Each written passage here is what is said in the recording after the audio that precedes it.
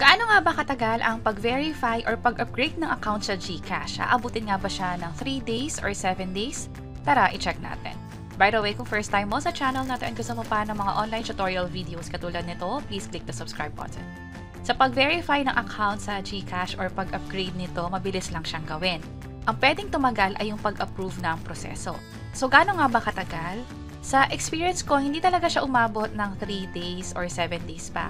Instead, umabot lang siya within the day. Naghintay lang ako ng few minutes to 1 hour. At ito na, naka-receive ako ng text na fully verified na yung account. Pwede ko na magamit yung iba't ibang features katulad ng pagpapadala ng pera, pag-cash in, bank transfer, at marami pang iba katulad ng GSave, GLoan, dito sa GCash.